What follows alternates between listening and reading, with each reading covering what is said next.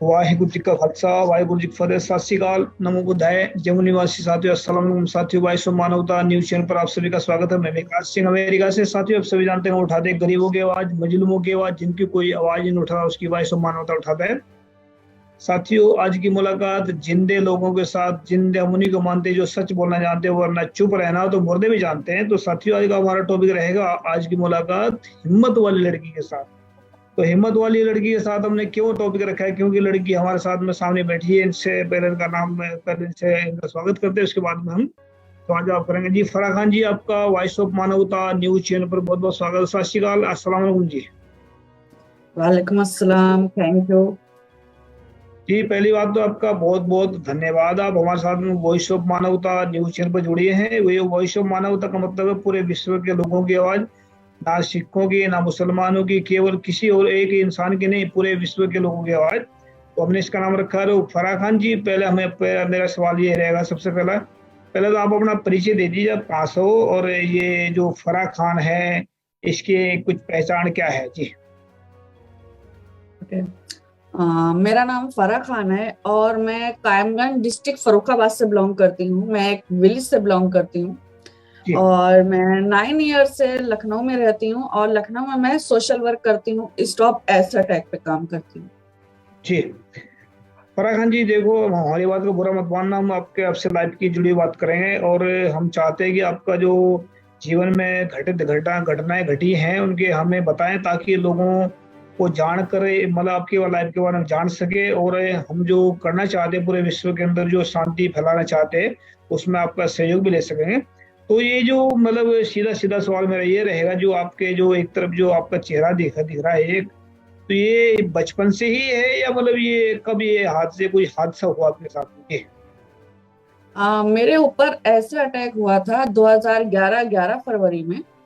जी और मेरे ऊपर ऐसे अटैक हुआ था। मेरी वॉइस आ रही है? जी, आ रही है, बिल्कुल आ रही है। हाँ जी, बताइए। मेरे ऊपर 2011 11 फरवरी में ऐसा अटैक हुआ था और ऐसे अटैक मेरे हस्बैंड ने किया था। रीजन ये था कि वो गुड करेक्टर के नहीं थे, कॉल गर्ल्स लाना, वर्क नहीं करना। इस वजह से मैंने डिवोर्स लिया था। आफ्टर डिवोर्स ऐसे अटैक किया था और ये साथियों, मेरा ये जन्म से नहीं है, ये एक हादसा है मेरे साथ। और इस जी हादसे में मेरी ये आई तो फुल लॉस हुई है। इसमें भी ओनली 20% रीजन है। मैं अपनी कॉन्फिडेंस से चलती हूँ और अपना वर्क करती हूँ।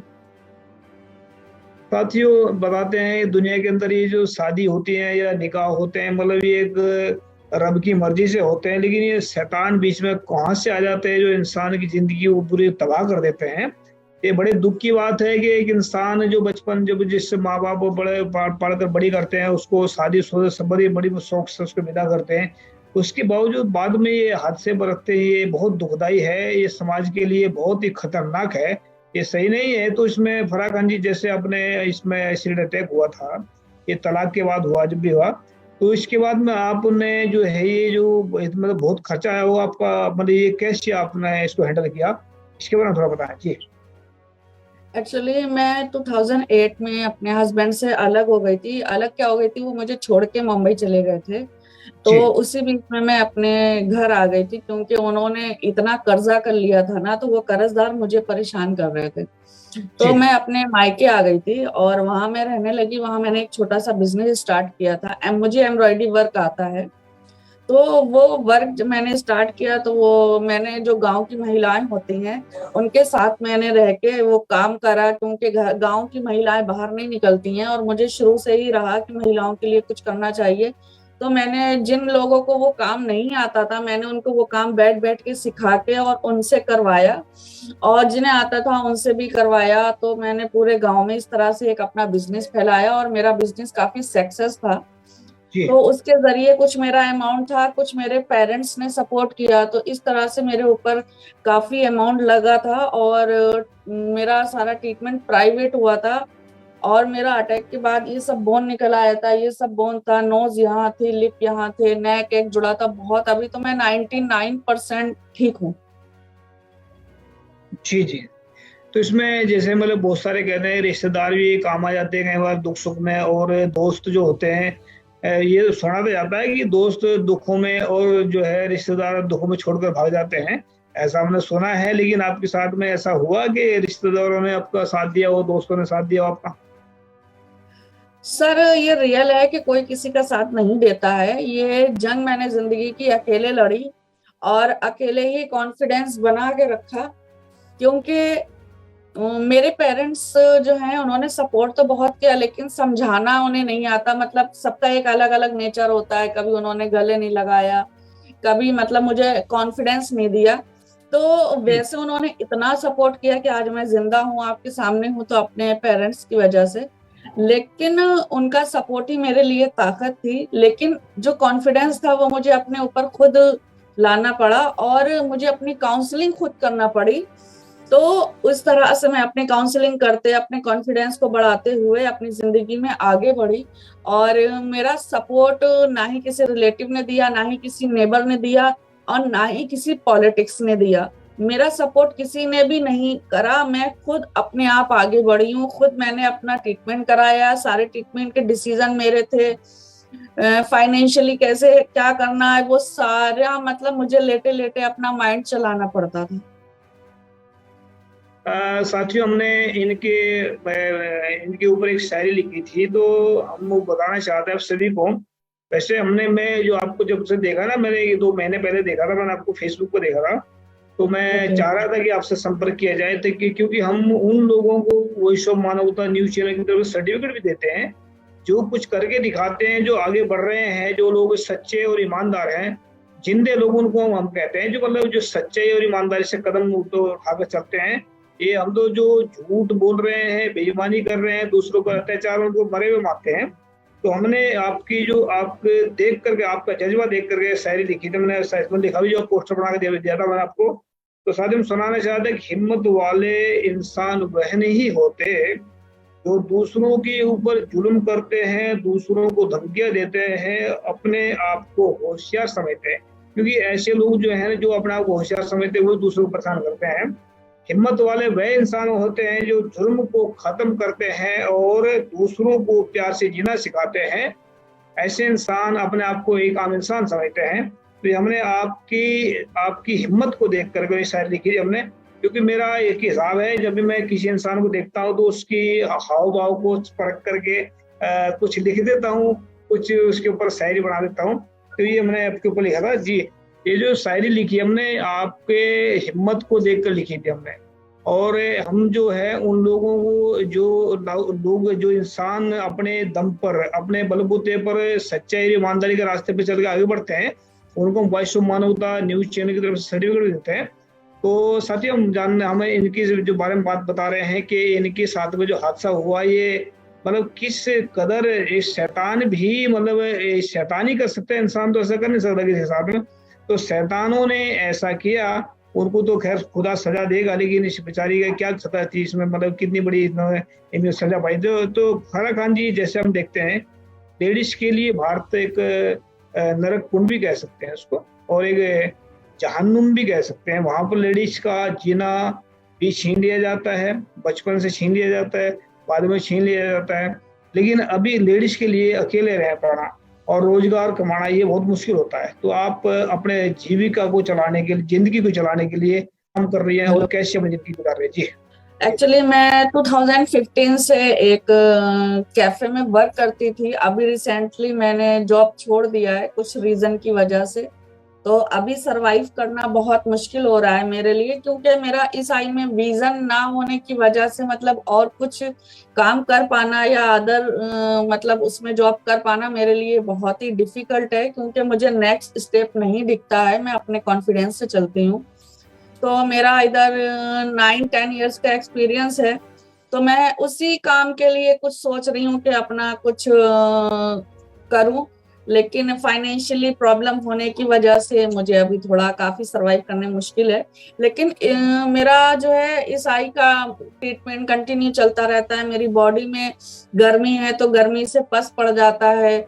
मतलब मेरी बॉडी में इतनी सारी फिजिकल इश्यूज रहते हैं कि उनका कंटिन्यू ट्रीटमेंट चलता रहता है। फिर इंसान का पर्सनली चीजें बहुत रहती हैं। तो अभी तो थोड़ा मुश्किल है, लेकिन ऊपर वाले से दुआ करती हूँ कि चीजें बेहतर हो जाएं। जी जी। फराह खान जी, हम आपके साथ वादा करते हैं, एक तो आप बेफिक्र रहें, खुदा खुदा का आशीर्वाद आपके साथ में। हम वो सब मानवता न्यूज़ चैनल की तरफ से बहुत जल्दी भारत को एजुकेशन फ्री करना चाहते हैं और हेल्थ फ्री करना चाहते हैं। इसको हम एक मिशन लेके चले हैं, आज़ादी मानव का।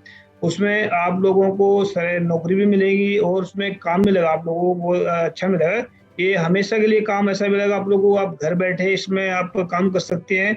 और इसमें आप हम इसमें नाटकों के जरिए, फिल्मों के जरिए और बहुत कुछ हम करना चाहते हैं भारत को। हम तो इसमें हम 2024 में शुरू कर रहे हैं इस काम को। तो आप जो है इसमें खुदा का आगे दुआ करें कि हम इसमें कामयाब भी होंगे और इसमें इस काम को बहुत जल्दी शुरू करें। आप इसमें बेफिक्र हो जाएं, जितने भी आपके जैसे साथी लोग हैं आपके साथ में रहने वाले हैं, वो इस मिशन से जुड़े और हम आपको एक बहुत आगे तक लेके जाएंगे। क्योंकि ये शायद ये मुलाकात हमारी जो है ये इसी करके खुदा ने करवाई है, ताकि हम लोग आप लोगों के लिए कुछ कर सकें और आप लोगों को आगे बढ़ा सकें। तो इसके लिए हमने काम शुरू किया, आज़ादी है मानव। तो इसमें हम बहुत जल्दी इसको स्टार्ट कर रहे हैं जी। तो मैं चाहता हूँ कि जैसे अपने मतलब बहुत सारे जो अभी आपके जो साथ में जो अकेले आप यहाँ पर लखनऊ में आप अकेले रहते हैं या आपके और भी बहुत सारे साथी रहते हैं? नहीं, एक्चुअली मैं अलग रेंट पे रहती हूँ और कुछ लोग हैं वो अलग रहते हैं, क्योंकि काफी सारे लोग हैं तो सब लोग अलग अलग रहते हैं। जी। तो महाराज जी, हम चाहते हैं कि इसमें अगर वॉइस ऑफ मानवता न्यूज चैनल पर आप एज ए होस्ट का काम करना चाहते हैं, इस पर नौकरी आपको इसमें मिल जाएगी जल्दी। और अगर लेकिन मिशन के साथ में हम 2024 में जोड़ देंगे आपको। और मिशन ये हमारा पूरे भारत में एजुकेशन के लिए और हेल्थ के लिए काम करेगा। इसको फ्री करेंगे सिस्टम को हम सारे को, क्योंकि भारत के हालात आप देख रहे हैं कि इसमें हालात जो इतने खराब हो चुके हैं, हर तरफ लूट मची हुई है, एजुकेशन के ऊपर लूट है, दवाइयों के ऊपर लूट है। तो इसको हम बहुत जल्दी इसको करेंगे। तो थोड़ा इसमें आप सलाह दें कि जो हम करने जा रहे हैं इसके बारे में, ये आप क्या करना चाहते हैं इसके बारे में? जो हम एजुकेशन फ्री करना चाहते हैं भारत को और हेल्थ फ्री करना चाहते हैं, और पूरे भारत को में कम से कम 5,000 लोगों को हम इसमें हर स्टेट में से रोजगार देंगे इस प्लान से जी। ओके, ये जो आपने मतलब प्रोजेक्ट बनाया है ये काफी अच्छा है, और अगर इस पे अगर आप काम करेंगे तो काफी सक्सेस भी मिलेगी। और क्योंकि आपने जो पॉइंट रखे हैं, एजुकेशन एजुकेशन हर बंदे को जरूरत है, और हेल्थ की आजकल इंसान के लिए मतलब रोटी से ज्यादा मेडिसिन इम्पोर्टेंट हो गई है। तो हेल्थ का जो है वो भी आपका पॉइंट अच्छा है। तो इंशाल्लाह इसमें सक्सेस मिलेगी, और मुझसे जितना हो सकता है मैं फुल सपोर्ट करने के लिए रेडी हूँ। जी जी। हम इसमें जो आपकी जो हिस्ट्री है ना, जो आपने कहानी बताई हमें, ये आप लिख कर रख लीजिए। हम इसको एक फिल्म के जरिए दुनिया को दिखाएंगे कि क्या दुनिया के अंदर क्या हो रहा है, और ऐसी सजा देने मतलब हम इसमें वकीलों की टीम भी तैयार करेंगे हर स्टेट में, कि जो जो बेगुनाहों के इस तरह मतलब मजबूर कर देते हैं उन लोगों को, तो उन पर करोड़ों करोड़ पर 5-5 करोड़ का ऐसा जुर्माना ठुकवाएंगे कि याद करेंगे दुनिया में कि ऐसी कभी हरकत नहीं कर पाएंगे दुनिया के ऊपर। जो मतलब किसी के ऊपर कोई एसिड नहीं फेंक पाएगा और किसी बेगुनाह को जेल में डाल पाएगा, ऐसा सिस्टम लागू करेंगे कि मतलब ये जो गुनाह करने वाले वो कब जाएंगे दूर खड़े, ऐसा सिस्टम लागू करने वाले सिस्टम से। तो सर एक्चुअली क्या है कि हमारा जो लॉ है ना, वो लॉ बन तो जाता है लेकिन उसको स्ट्रिक्टली फॉलो नहीं किया जाता है, क्योंकि इंसान के मन में डर होना जरूरी है। इंसान को क्या लगता है, मैंने मर्डर कर दिया, मैंने रेप कर दिया, मैंने एसिड डाल दिया, 6 महीने में 3 महीने में मेरा बेल हो जाएगा, मैं फ्री हो जाऊंगा, केस चलने दो। सबको मतलब क्या कहते हैं, सबको घूस दे के इंसान खरीद लेता है। तो वो चीजें माइंड से निकलना बहुत जरूरी है। जो लॉ बने हैं उनको स्ट्रिक्टली फॉलो होना बहुत जरूरी है। जब तक लॉ स्ट्रिक्टली फॉलो नहीं होंगे क्राइम होता रहेगा। हम आप कितना भी समाज में सुधार लिया, लेकिन एक इतने बड़े समाज में स्टेप बाय स्टेप ही सुधार आता है। लेकिन जो मतलब अटैकर होते हैं उनके माइंड में कुछ नहीं होता है, उनके माइंड में सिर्फ यही चीजें होती हैं कि हम ऐसा कर रहे हैं। वो 1 मिनट का गुस्सा सामने वाले की पूरी लाइफ डैमेज कर देता है। तो सबसे पहले हमारे जो है लॉ को स्टिक होना चाहिए कि 6-6 महीने 10-10 साल केस चल रहे हैं, ऐसे अटैक के केस 10-10 साल चलने के बाद कहीं पनिशमेंट मिल रहा है, तो वो एक बहुत बड़ा मुद्दा है। क्योंकि आपके सामने मानो मेरा अगर कोई केस चल रहा है, सामने मैं प्रूफ हूँ, उसके बाद भी प्रूफ चाहिए है, प्लस प्रूफ मैं सामने हूँ, उसके बाद भी 10-10 साल केस चल रहा है, 5-5 साल केस चल रहे हैं, किस लिए? 6 महीने में फास्ट केस होके और खत्म हो जाना चाहिए ना। जी हमने इन वकीलों के बारे में सुना ना, वकील जो होते हैं ये भी हरामखोरी करते हैं बहुत सारे। मतलब इतने 99% तो वकील ऐसे होते हैं जो तारीख पर तारीख लगा देते हैं सिर्फ अपनी दिहाड़ी निकालने के लिए। तो इन वकीलों की हम आने वाले वक्त में खबर लेंगे, जो वकील इस तरह करते हैं, जो परेशान करते हैं, इनके ऊपर भी एक टीम बनाएंगे ऐसी, मतलब जो गांव से मतलब पढ़े लिखे जो नौजवान होंगे, ताकि इनकी भी इस क्लास लगाई जा सके। तो ऐसा सिस्टम लागू करेंगे ताकि मतलब एक इंसाफ मिल सके अच्छे से। पहली बात तो एसिड छिड़कने की किसी के अंदर मतलब डालने की हिम्मत ही नहीं होगी। हम 10 करोड़ का जुर्माना ठोकेंगे उसके ऊपर, अगर ऐसे हरकत करता है किसी के ऊपर ऐसी मतलब आने वाले वक्त में, तो ऐसा सिस्टम यहाँ पे जी पैसे की तो कोई बात ही नहीं है, क्योंकि जो दर्द हमने सहा है और जो लाइफ की आखिरी सांस तक जो हम दर्द सहेंगे, आप सोचिए ऐसे अटैक के बाद 70 से 80 सर्जरीज होती हैं। उसके बाद ऐसे अटैक में ज्यादातर आई का बहुत बड़ा प्रॉब्लम रहता है, क्योंकि पानी जैसा होता है, फेस पे डालो तो आई चली जाती है। ठीक है, फिर आप फाइनेंशियली कितना, मेंटली कितना, फिजिकली कितना आप जूझते हो अपने आप से, समाज से, सोसाइटी से। तो वो चीजें जो हैं 10 करोड़ क्या 50 करोड़ भी लेने से इंसान वो दर्द, वो पेन वापस नहीं कर सकता है।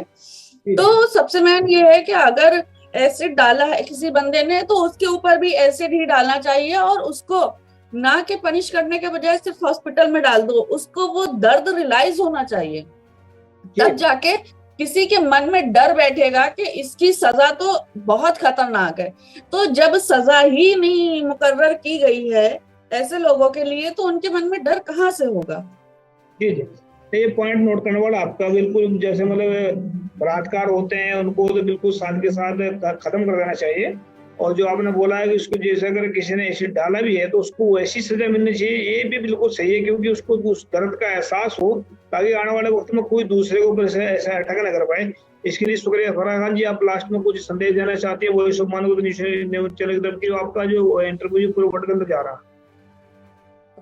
मैं उन महिलाओं के लिए मेरा ये संदेश है कि जो महिलाओं पे अत्याचार हो रहे हैं, क्योंकि डोमेस्टिक वायलेंस हर घर में हो रहा है ज्यादातर, मतलब 100 में से 80%, तो वो लोग अपनी आवाज उठाएं, अपने हक के लिए लड़ें, क्योंकि जिंदगी ऊपर वाले ने एक बार दी है, और उतना जितना हक आदमी को जिंदगी जीने का है उतना हक औरत को भी है। तो आप लोग अपना हक, अपना अधिकार के लिए लड़ें और आगे बढ़ें। जुल्म सहना बहुत बड़ा गुनाह है। Thank you so much. जी शुक्रिया फराह खान जी, आप हमारे साथ में जुड़ी है। आने वाले वक्त में इस मिशन के साथ जुड़ेंगे आपको, और आने जो है भारत एक खुशहाल देश बनाना चाहते हैं भारत को हम। तो ये मिशन जो हम लेके चलेंगे, जो गरीब लोग हैं 1 करोड़ में से 1 करोड़ लोगों को मिशन से जोड़ना चाहते हैं, जो सिर्फ 100 रुपए डोनेशन का निकालेंगे। तो हम चाहते हैं कि भारत के गरीब लोगों की मेहनत से ही हम भारत की गरीबी मिटाएंगे, और भारत के गरीब लोगों को ये हम एक दिन भारत का बादशाह बनाएंगे। ये हमारा सपना है, और इसको हम जरूर काम कर रहे हैं जल्दी। तो फराह खान जी, आपका शुक्रिया, आप जुड़े हमारे साथ में। उम्मीद करते हैं आप ऐसे ही हिम्मत से चलती रहेंगी, और हिम्मत दूसरों की भी एक हिम्मत बनेंगी। आप आने वाले वक्त में ऐसा करना चाहते हैं। तो आपके लिए आज के लिए शुक्रिया, आपका धन्यवाद। Thank you sir. Thank you so much.